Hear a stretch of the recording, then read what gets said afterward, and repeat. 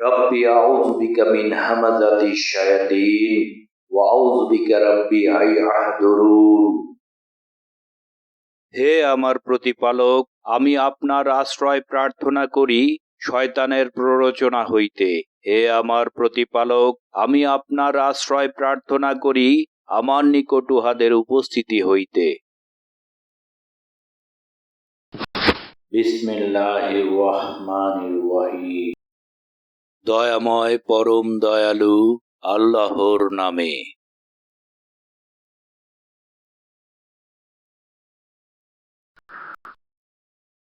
omAQtv আল কোরআন পরিপূর্ণ জীবন বিধান।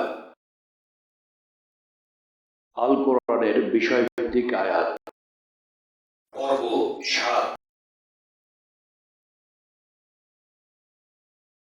আজকের বিষয় 1, আল কোরআন পাঠ করার তাকিদ ও নির্দেশ। 2, আল কোরআন পাঠ করার পদ্ধতি। সূরা নম্বর 18, কাহাফ, আয়াত 27।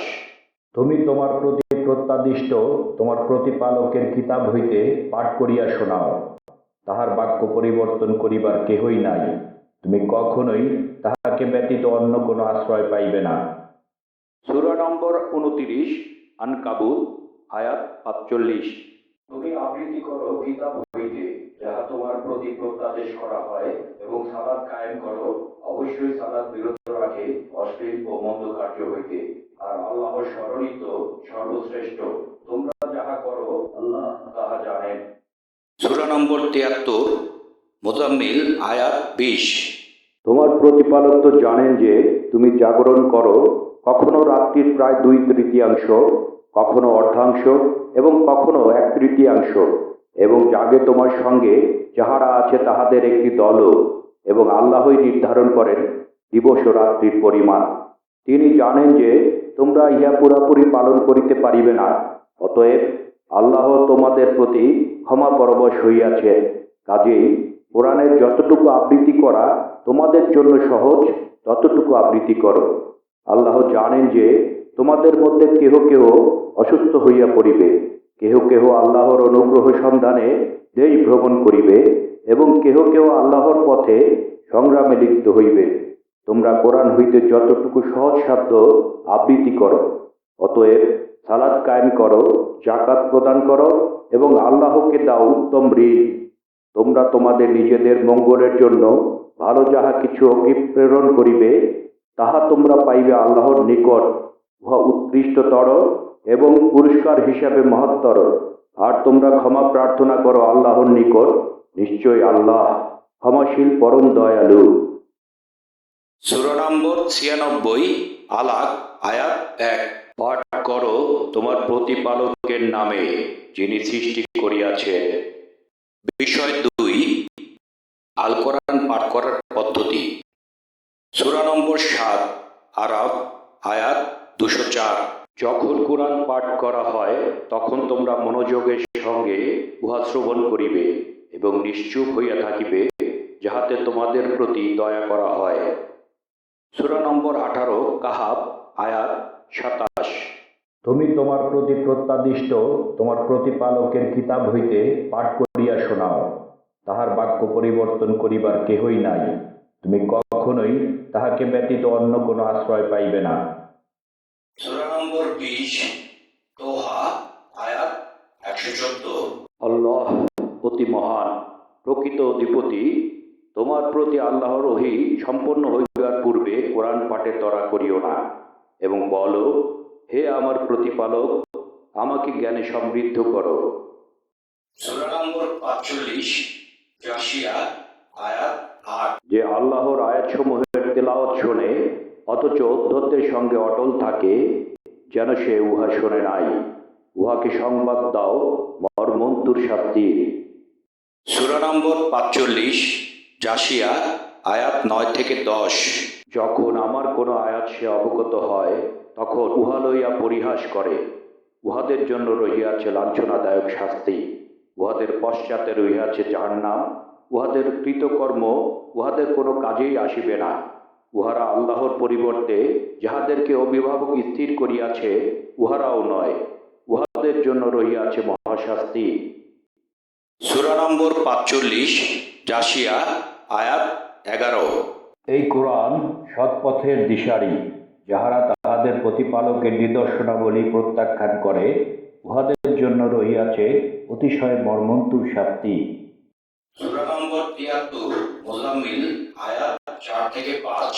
অথবা তদপেক্ষা বেশি, আর কোরআন আবৃত করো ধীরে ধীরে ও সুস্পষ্টভাবে, আমি তোমার প্রতি অবতীর্ণ করিতেছি গুরুভার বাণী।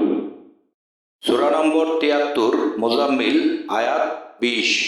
তোমার প্রতিপালক তো জানেন যে তুমি জাগরণ করো, কখনো রাত্রির প্রায় 2/3, কখনো অর্ধাংশ এবং কখনো 1/3, এবং জাগে তোমার সঙ্গে যাহারা আছে তাহাদের একটি দলও, এবং আল্লাহই নির্ধারণ করেন দিবস ও রাত্রির পরিমাণ। তিনি জানেন যে তোমরা ইহা পুরাপুরি পালন করিতে পারিবে না, অতএব আল্লাহ তোমাদের প্রতি ক্ষমা পরবশ হইয়াছেন। কাজেই কোরআনের যতটুকু আবৃত্তি করা তোমাদের জন্য সহজ, ততটুকু আবৃত্তি করো। আল্লাহ জানেন যে তোমাদের মধ্যে কেহ কেহ অসুস্থ হইয়া পড়িবে, কেহ কেহ আল্লাহর অনুগ্রহ সন্ধানে দেশ ভ্রমণ করিবে, এবং কেহ কেহ আল্লাহর পথে সংগ্রামে লিপ্ত হইবে। তোমরা কোরআন হইতে যতটুকু সহজ সাধ্য আবৃত্তি করো। অতএব সালাত কায়েম করো, জাকাত প্রদান করো, এবং আল্লাহকে দাও উত্তম ঋণ। তোমরা তোমাদের নিজেদের মঙ্গলের জন্য ভালো যাহা কিছু অভিপ্রেরণ করিবে, তাহা তোমরা পাইবে আল্লাহর নিকট, উহা উৎকৃষ্টতর এবং পুরস্কার হিসাবে মহত্তর। আর তোমরা ক্ষমা প্রার্থনা করো আল্লাহর নিকট, নিশ্চয় আল্লাহ ক্ষমাশীল পরম দয়ালু। সূরা নম্বর 75 কিয়ামা আয়াত 16 থেকে 19। তাড়াতাড়ি ওহী আয়ত্ত করিবার জন্য তুমি তোমার জিহ্বা উহার সঙ্গে সঞ্চালন করিও না, ইহা সংরক্ষণ ও পাঠ করাইবার দায়িত্ব আমারই। সুতরাং যখন আমি পাঠ করি, তুমি সেই পাঠের অনুসরণ করো, অতঃপর ইহার বিশদ ব্যাখ্যার দায়িত্ব আমারই। সূরা নম্বর 96 আলাক আয়াত 1 থেকে 5। পাঠ করো তোমার প্রতিপালকের নামে, যিনি সৃষ্টি করিয়াছেন মানুষকে আলাক হইতে। পাঠ করো, আর তোমার প্রতিপালক মহিমান্বিত, যিনি কলমের সাহায্যে শিক্ষা দিয়াছেন মানুষকে, যাহা সে জানিত না। বর্তমান যুগ টেকনোলজির যুগ। টেকনোলজি একদিকে যেমন আমাদের জীবনকে সহজ ও সমৃদ্ধ করেছে, তেমন অন্যদিকে আমাদের কুপ্রবৃত্তিগুলোকে সহজে চর্চা করার সব উপকরণ আমাদের হাতের নাগালে এনে দিয়েছে। যেমন মোবাইল ফোন আমাদের যোগাযোগ ব্যবস্থাকে যেমন সহজ ও উন্নত করেছে, তেমন এর মাধ্যমে আমাদের মিথ্যা বলার প্রবণতা সহ আমাদের অনেক কুপ্রবৃত্তিগুলো সহজে চর্চা করার সহজ সুযোগ সৃষ্টি করে দিয়েছে।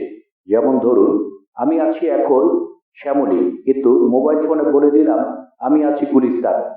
কি ভাই, আমরা কি এমনটা করি না? আমি জানি আমরা এমনটা করি না, এটা বুকে হাত দিয়ে আমরা কেউই বলতে পারবো না, কিন্তু মিথ্যা বলার মতো একটা জঘন্য অপরাধকে হরহামেশাই করে যাচ্ছি। এটা যে একটা মারাত্মক অপরাধ আমরা অনেক সময় বুঝতেও পারি না, কিন্তু এটা কি আমাদের করা উচিত? আমি জানি আপনারা সবাই বিনা দ্বিধায় বলবেন না, উচিত নয়। কেবল মোবাইল ফোনে নয়, সব ক্ষেত্রেই কথা বলার সময় আমাদেরকে অবশ্যই সতর্ক থাকতে হবে যে যেন মিথ্যা বলার মতো একটা জঘন্য অপরাধ আমরা না করে ফেলি। ভিডিওটা ভালো লাগলে লাইক, কমেন্ট, শেয়ার করুন এবং চ্যানেলটা সাবস্ক্রাইব তো অবশ্যই করবেন। আগামী ভিডিও দেখার আমন্ত্রণ রইল। ধন্যবাদ সবাইকে। আল্লাহ হাফেজ।